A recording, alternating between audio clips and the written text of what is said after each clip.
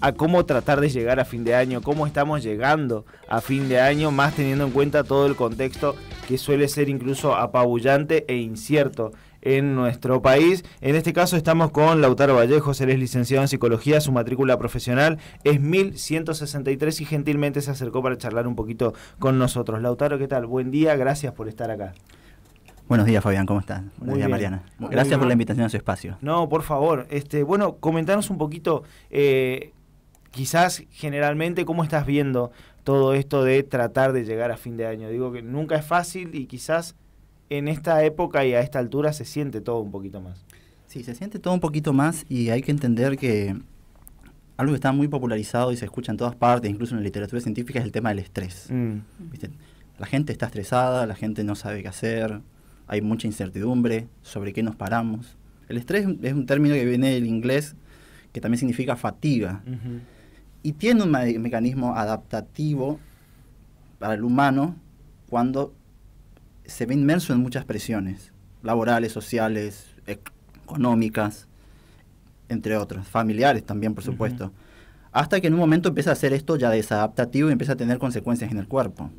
Por ejemplo, hay muchas personas que debido al estrés empiezan a tener dolores estomacales, van al médico, a los gastroenterólogos, de hecho en muchas consultas médicas, especialistas, los clínicos, a los cardiólogos, de hecho, no encuentran ningún tipo de síntoma. O sea, están los síntomas, pero lo que no encuentran presente ahí es la enfermedad. Claro. ¿Viste? Y eso es un problema, digamos, para todo el sistema de tanto salud pública como privada. Para el público es mucho más complicado porque, bueno, si uno quiere adentrarse en los que son los trastornos de ansiedad, pero caemos en un terreno muy, muy complicado. Es una cuestión medio generalizada. ¿Hay datos, números de si hay más personas que sufren estrés o no? Digo, pienso que hay mucho más consultas por bruxismo. Y los odontólogos te dicen cómo creció puede estar relacionado con el estrés. Digo, no había tantas consultas por bruxismo hace 20 años. Sí, totalmente. De hecho, bueno, esto me hizo acordar un comentario que me hizo una odontóloga una vez que me dijo, bueno, bruxás. Yo le digo, ¿cómo voy a bruxar? ¿Viste? No, todo el mundo bruxa. Así como todo el mundo tiene estrés y todo el mundo tiene ansiedad. Como el perrito Chimps, el de los memes, ¿viste? Acá lo traje. Pero, sí, está todo malo. Pero ¿a qué voy con esto? Es de yeso. Pero ¿a qué voy con esto? Puede ser adaptativo como desadaptativo el bruxismo. En ese caso no voy a hablar de odontología, la ansiedad y el estrés también. El tema es el distrés.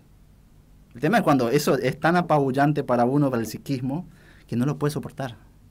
Que ya no... O sea, llega un momento que se vuelve intolerable, por decirlo de alguna manera. Hasta cierto punto podemos convivir con ciertos niveles de estrés y de ansiedad que pueden llegar a ser manejables, pero llega un punto que si la situación nos sobrepasa un poco, ahí se vuelve ya un problema. Sí, se vuelve un problema, por supuesto. Acuérdense que también hay una base psicobiológica de lo que es le devuelvo, ¿no? el estrés, la ansiedad en esos casos. Si pasaba, no se daba cuenta. Y esto quizás son malas noticias para los humanos, teniendo en cuenta que vivimos en tiempos muy complejos, muy convulsos, donde hay también lemas que tienen que ver con discursos capitalistas, que es ser feliz, por ejemplo. Hay que ser feliz a toda costa en un punto.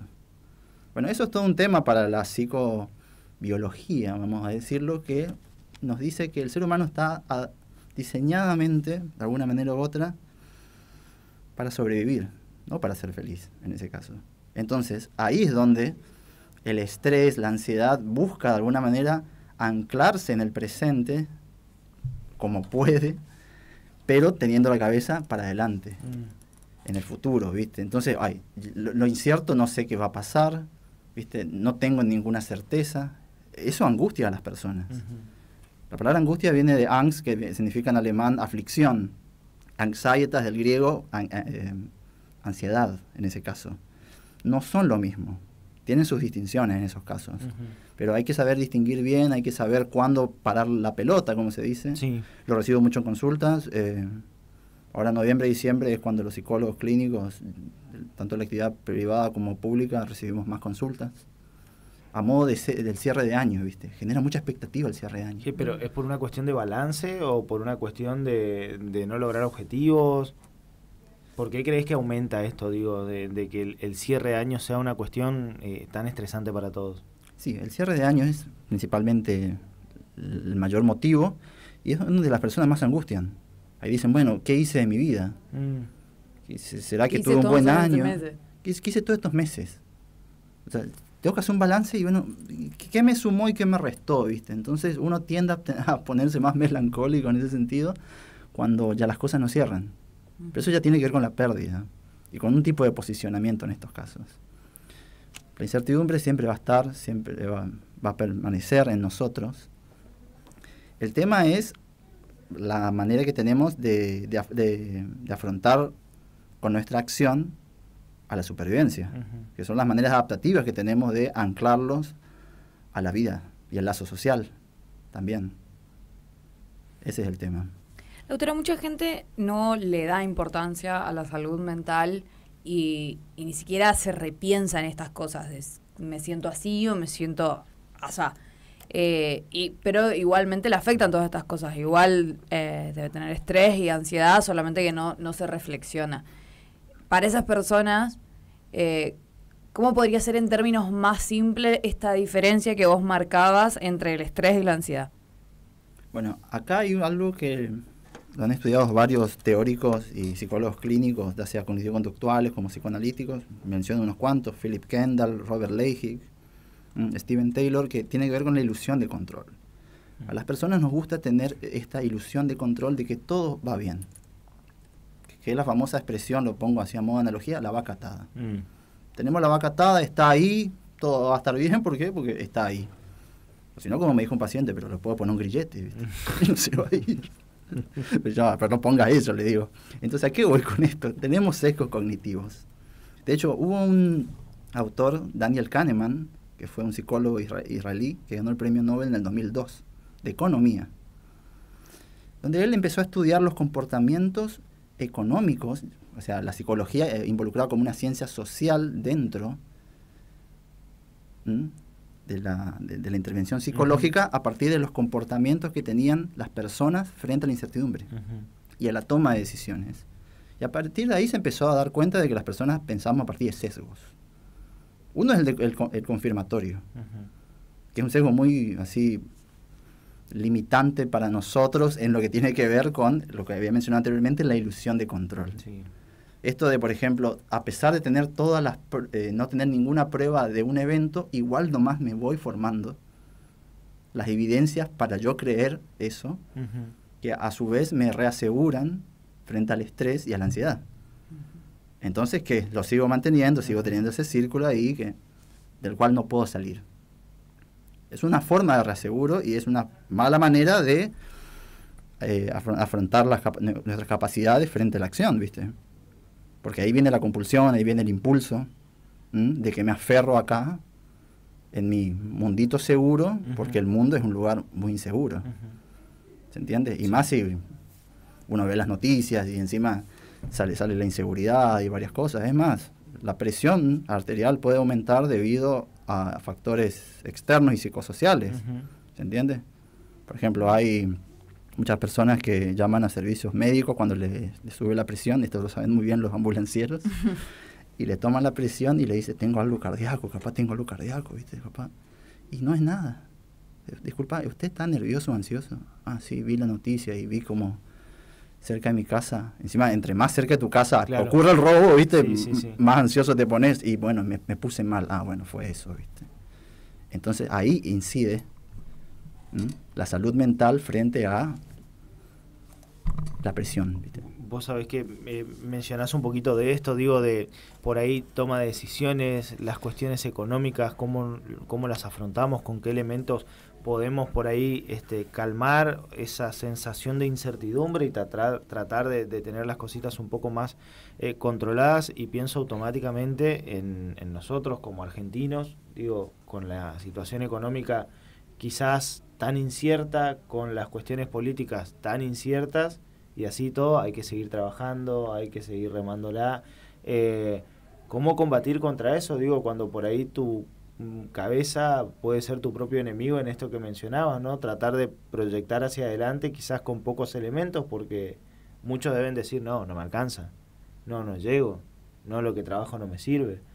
Digo, ¿cómo hacemos para empezar a calmar nuestras aguas y tratar de tomar buenas decisiones? Mira, en eso, Fabián, tenés mucha razón. Es más, yo hablaba de los sesgos cognitivos, cómo son interpretaciones erróneas de la información. O sea, vivimos bombardeados por estímulos, información, y hay que saber seleccionarla para la toma de decisiones. O sea, para el filtrado de lo que nos llega del exterior y que nos termina afectando psicológicamente y, bueno, y por consecuencia orgánicamente. En ese caso, hablaste mucho de cómo controlamos esto. Justamente ahí está el problema.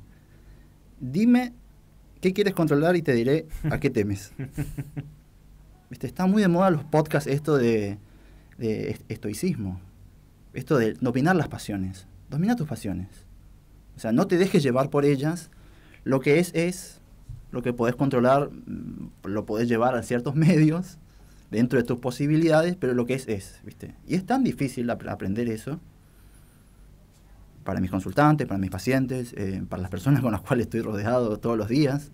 Esto de que la realidad es la realidad y no lo que se supone que creemos que sea, o nos quieren hacer creer también, ojo. Ese vendría a ser el tema. ¿Cuál sería mi antídoto en ese caso? Y hay que soportar de alguna manera u otra la incertidumbre de la mejor manera que podamos, relajarnos frente a lo que no podemos controlar, ya que esa ilusión de control que había mencionado siempre nos va a estar dando esa manija, esa rueda imaginaria de tengo que seguir, ¿viste? Generando problemas de salud mental, por supuesto. Pero hay algunos elementos, digo, como para por ahí, no sé, tips, recomendaciones, levantarte, y viste que muchas veces se habla como de organizar un poquito nuestro día a día como para tener esos pasos de ese día un poco más claros y al final del día decir, bueno, tenía que hacer 25 actividades, hice 20, me siento un poquito mejor conmigo mismo. Digo, en todo esto que por ahí vos bien los mencionás, todos estos sesgos, toda la gente con la que nos rodeamos, con la que intentamos tener esa sensación de control, digo, en caso de uno sentirse un poco abrumado por ahí, hay como recomendaciones para hacer de que ese día a día por lo menos sea un poco más llevadero, más allá del bombardeo sistemático de información que tenemos. Las redes también, obviamente, cumplen su función ahí empujándonos. Sí, mira, a ver, a modo así de tips, nos piden mucho a los psicólogos. Mira, ser organizado te ayuda bastante. Una persona organizada, una persona que casi con rasgos obsesivos, podríamos decir, tienden a ser personas muy cumplidoras y exitosas. Entonces tienen todo ordenadito, tienen así todo controladito, como se dice. Y bueno, organizo mi día. Es más, existen apps en el teléfono que te van organizando el día. Tengo que hacer esto, tengo que hacer aquello. La manera que las personas se manejan con el registro. Eso en psicología clínica es muy importante. Cómo las personas registran sus emociones, sus pensamientos muchas veces. Pero ahí hay que tener cuidado con el doble filo de eso. Porque las personas que, por ejemplo, pueden llegar a tener un TOC, trastorno obsesivo compulsivo, como se llama en la terapia cognitivo-conductual, puede llegar a enloquecerse con eso, ¿viste? Entonces hay que tener cierto cuidado en ese sentido. Ahí hablé del lado más clínico, pero organizándonos podemos reducir el estrés, se puede apaciguar de alguna manera u otra, podemos controlarlo mejor en la medida de las posibilidades. Eso es muy importante que te quiero decir, Fabián, en la medida de las posibilidades. Se puede vivir una mejor vida en calidad de vida. Eso es muy, muy importante para decir. La calidad, lo importante acá en salud mental es la calidad de vida que se le está dando a la persona. No tanto quizás la cantidad de vida. Porque en definitiva, si uno mejora la calidad de vida de uno, mejorará la cantidad de vida por añadidura también. Y en términos de salud mental, ¿qué es una buena calidad de vida? Una buena calidad de vida me guiaría más por la investigación de la Universidad de Harvard. Esto lo hablé en otro programa de radio sobre la felicidad, que habían tratado sobre qué es la felicidad, cómo lo reconocemos, qué factores intervienen ahí. Es un estudio longitudinal que todavía se sigue haciendo. Es más, una de las personas de la muestra fue una persona que llegó a ser presidente de los Estados Unidos, como fue John Fitzgerald Kennedy, que estuvo dentro de la muestra. Era un adolescente y luego se terminó convirtiendo en el presidente de la mayor potencia del mundo, y terminaban dándose cuenta, independientemente de las clases sociales de las personas, porque se tomaban a albañiles, obreros, empleados municipales de los Estados Unidos, que las hacían felices. Y terminaron descubriendo que lo que hace feliz a las personas son las buenas relaciones interpersonales. Saber llevarnos con los demás, que no es poco. Saber llevarnos con los demás, tener buen trato con la gente, mejora la calidad de vida y hace que el estrés también se reduzca y a su vez eso tenga menos impacto en nuestra salud física. Las personas que para los 50 años tienen mejor controlado el estrés, tienen una mejor calidad de vida, los dolores del cuerpo ya pasan a ser casi hasta algo secundario, podríamos decir, casi un segundo plano, justamente porque supieron tener muy buenas relaciones interpersonales, justamente. Y es un poco lo que se suele hablar, ¿no? La concepción del éxito, a dónde tengo que llegar, qué tengo que ser para tal edad, o qué no tengo que ser para tal edad, y frente a cuestiones como, bueno, si me alcanza, estoy feliz, tengo amigos, tengo familia, pasa un poco por ahí, ¿no? También quizá la imposición del mundo capitalista moderno. Sí, bueno, tal cual, lo que me estás mencionando ahí, Mariana, es el tema de los mandatos. ¿Qué seguir, qué no seguir? En ese caso, ¿a quién le escuchamos, a quién no, con quién me siento identificado? Dentro del conjunto imaginario de las identificaciones en las que nos encontramos inmersos. Estamos en contexto de balotaje, por ejemplo, eso es otra vez incierto. ¿Quién será nuestro presidente? Existen muchas campañas difamatorias sobre a quién votar. Y algo que me parece terrible y he escuchado es, bueno, por los resultados de esta elección, de la definitiva, se decía votamos al más normal, ¿viste? Es tremendo lo que se dice. O sea, ¿quién se entiende por normal y qué vendría a ser el anormal en este caso? Ojo, ahí está el tema. Pero bueno, es eso ya tiene una carga semántica, política distinta también respecto a... Es como cuando pasa esto, ¿no? De no voy al psicólogo porque eso es de locos. Claro, es un prejuicio, la gente teme también mucho eso. Es una cuestión de abrirse únicamente. Si uno se abre la posibilidad, puede descubrir también un buen tratamiento de salud. Esto nunca deja de ser un tratamiento de salud que, nuevamente, favorece la calidad de vida de las personas. ¿A la gente le cuesta hablar de sus problemas? Algunas sí, otras no. Digo, y quizás hasta no fuera del consultorio, digo, por ahí ves personas que se sientan a vos como amigo, ya no como profesional, sino vos como compañero, como lo que sea, digo, que vengan y que... Porque yo creo que, por ejemplo, muchas veces en esto también de la cordialidad, del respeto, uno llega, ¿qué tal? Buen día, ¿cómo estás? Y bien, te van a decir siempre, pocos te van a decir, che, mirá, la estoy pasando mal. Me está pasando esto, la verdad que esto no me está gustando, esto no me está sirviendo. Y creo que por ahí, obviamente, uno no se va a abrir con todo el mundo, pero siento que por ahí quizás en los jóvenes o las nuevas generaciones tienen como una concepción distinta de contar las cosas que le pasan y que antes no pasaba tanto.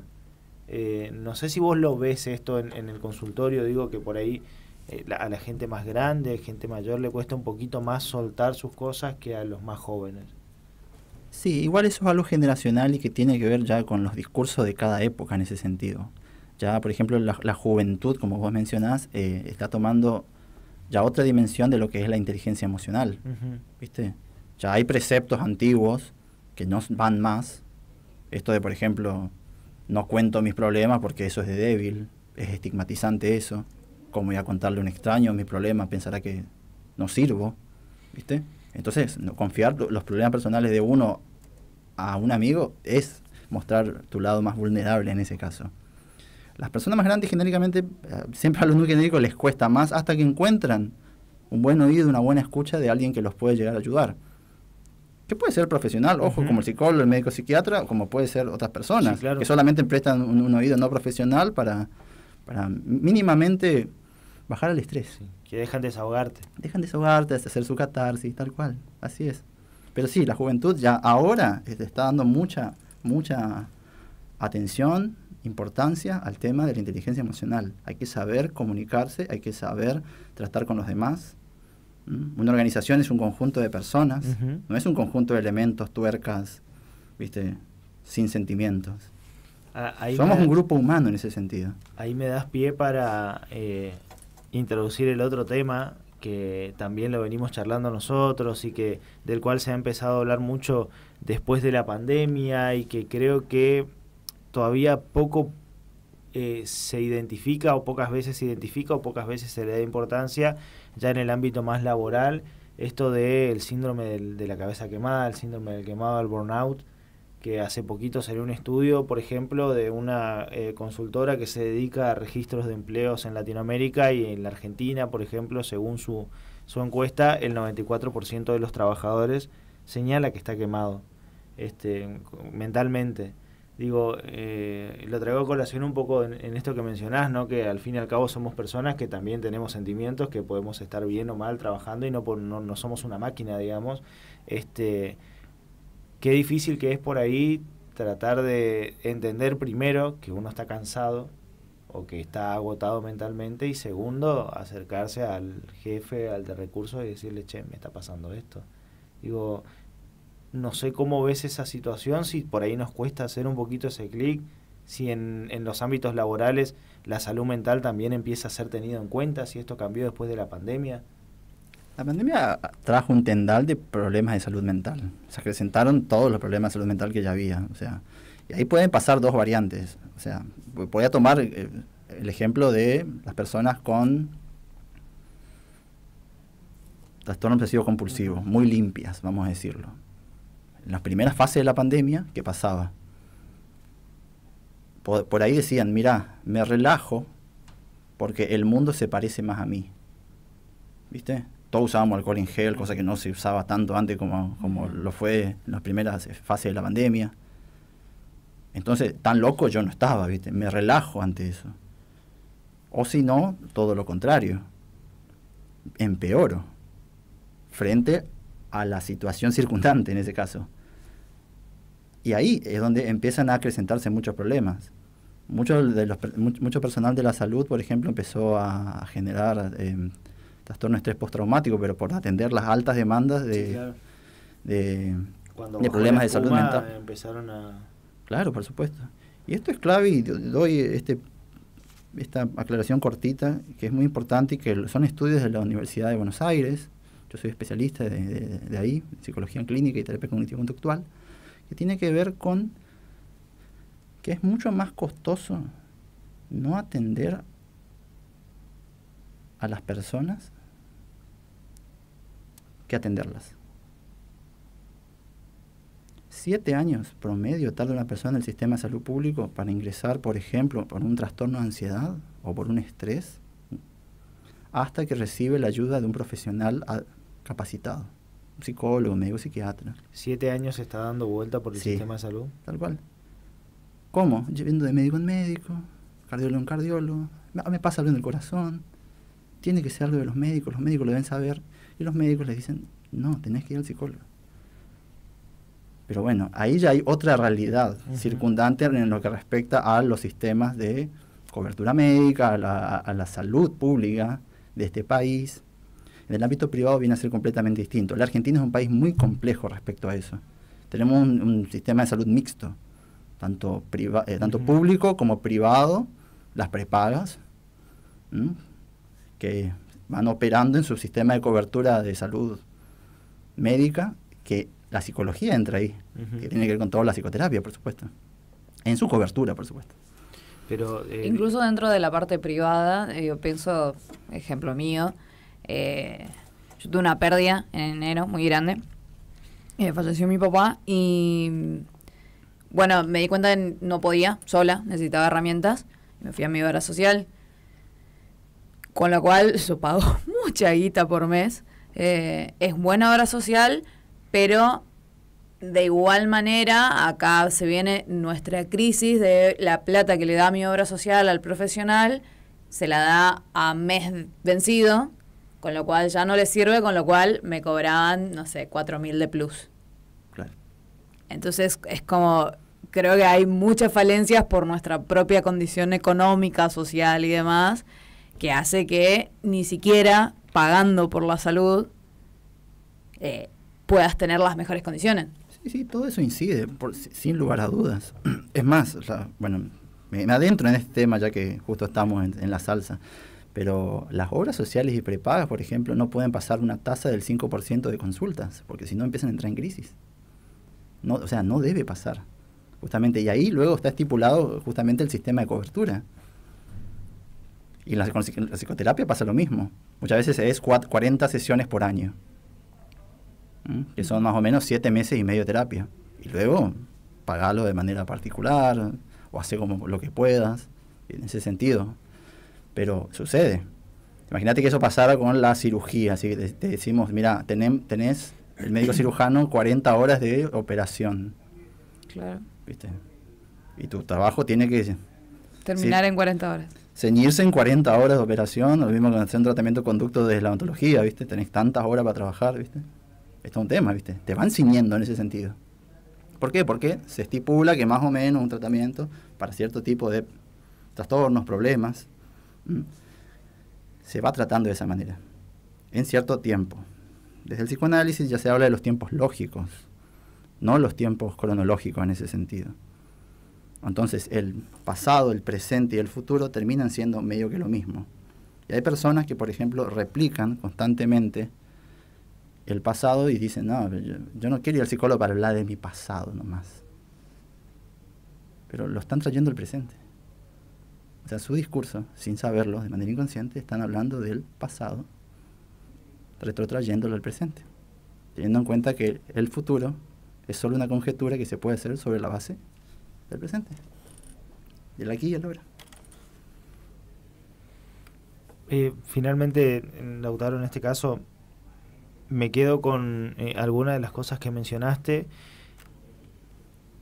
Y segundo, hago hincapié en esto, que por ahí quizás nosotros mismos, y creo que es una propia concepción de la mayoría, en esto de que mencionaba Marian, que hoy quizás hasta la concepción de la salud mental y la importancia ha estado cambiando, ha ido cambiando y la gente le da más importancia, la gente entiende lo que es la inteligencia emocional, la gente entiende que hay cosas que nos hacen bien hablarlas en el momento y que después si ya no lo hablaste o te va a costar o va a tener un impacto incluso en nosotros mismos, digo, porque muchas veces absorbemos cosas que después terminan explotando por otro lado, pero digo, en esto del estrés, de la ansiedad vinculado al ámbito laboral, yo tengo la sensación de que todavía hay como una pormenorización de la situación.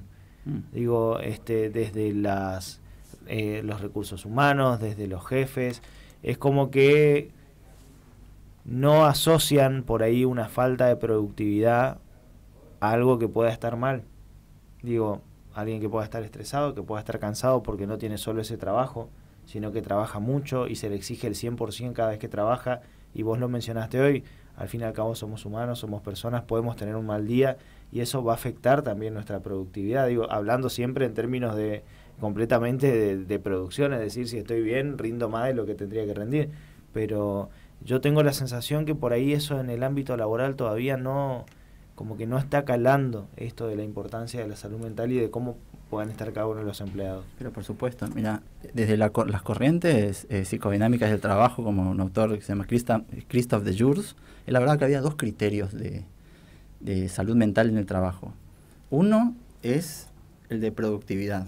El empleado, el trabajador tiene que producir, digamos, se ciñe a la lógica capitalista de producir, trabajar, generar su dinero, generar el dinero al patrón, al capitalista en este caso, que le va rigiendo y estructurando a partir de los tiempos su jornada. Y luego está el criterio estético. El criterio estético es mucho más importante. Christophe de Jours lo resalta así que el criterio de producción.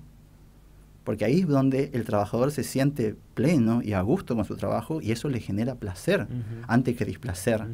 Y el displacer está al lado del estrés, justamente. Más que el estrés, del distrés. Ciertos niveles de estrés son necesarios para poder sobrevivir. Hoy había hablado del tema de la psicobiología de la ansiedad del estrés. La ansiedad es un estado de alerta.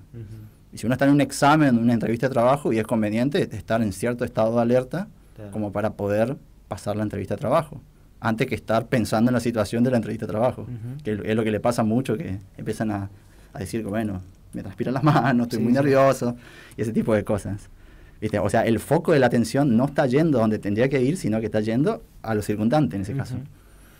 Y bueno, por eso más que nada es que no se le está prestando capaz la suficiente atención a la salud mental dentro del ámbito del trabajo. Freud tenía una frase muy sencillita que le había hecho un periodista sobre qué era Sigmund Freud, el psicoanalista vienés, sobre qué era salud mental. Y capaz el periodista pensaba que le iba a dar una respuesta así como muy rebuscada y teórica, y él respondió algo muy sencillo: es amar y trabajar. Y ahora sí, por lo menos de mi parte, te hago la última consulta y tiene que ver un poquito con esto de amar y trabajar, y creo que muchas veces se incurre casi, no sé si es involuntariamente o no, pero creo que sí tiene que ver con el contexto en el que muchos estamos inmersos, de por ahí caer en, por tratar de hablar del tema, por ejemplo, llevar problemas del trabajo a la casa o al revés, de la casa al trabajo. Y son cosas que en teoría no se mezclan. ¿Cómo se convive con eso? Eso es una muy buena pregunta en ese caso. No, recibo mucho en consulta. A ver, saber tener tiempos para uno, o sea, esta sobreidentificación que por ahí mucha gente siente respecto al trabajo. Sí. Que, por ejemplo, no sé, en tu caso, soy periodista. Pero en tu casa no es que seas periodista. Exacto. Sos Fabián, ¿viste? Sí. Y vos sos vos en toda tu singularidad, y que te excede a tu trabajo, ¿viste? Entonces por ahí yo mucha gente en consulta atiendo así, que te dice, mira, yo soy técnico de aire acondicionado, y cuando voy a la cancha de fútbol soy técnico de aire acondicionado. No, sos Matías, ponele. Qué sé yo. No es que en tu trabajo sos técnico de aire acondicionado, pero en la cancha de fútbol sos Matías, o sos Lucas, o sos Alfredo, ¿viste? Esa es una de las facetas de tu vida, es una de las máscaras dentro de la sociedad y el juego social en el cual todos estamos inmersos, por supuesto. Yo sé. Listo. Lautaro, gracias. Muy amable por charlar un ratito con nosotros, por quizás ayudarnos también a comprender un poquito de esto, de que hasta, digo, en cierto punto, y trasladándolo hasta incluso en los desafíos más mínimos, esto de hasta incluso un poquito de ansiedad, un poquito de estrés, es como una condición casi natural, necesaria y adaptativa para poder seguir haciendo las cosas. Es como un poquito, lo pienso rápido, como el boxeador que no tenga miedo, cuando te dicen, bueno, si ya no tenés miedo, no estás nervioso antes de la pelea o antes de jugar, es porque ya ese fueguito no está. Por un lado, obviamente que cuando eso ya no se empieza a ser incontrolable, entre comillas, y a causar un daño, ahí ya todos los sistemas se activan. Me quedo con el dato que mencionaste, de que una persona está 7 años dando vueltas dentro del sistema de salud hasta que encuentre un médico o un camino a la solución de sus problemas, que es un dato que llama poderosamente la atención. Y esperamos que no sea la última vez que podamos charlar con vos. Así que gracias nuevamente. No, gracias a ustedes por el espacio. Gracias, Mariana, gracias, Fabián. Ahí pasaba igualmente, entonces charlando con nosotros Lautaro Vallejo, es el licenciado en psicología, en su matrícula profesional 1163. Estamos llegando prácticamente a las 10 de la mañana, escuchamos un poquito de música aquí en el Litoral Radio y ya venimos con más.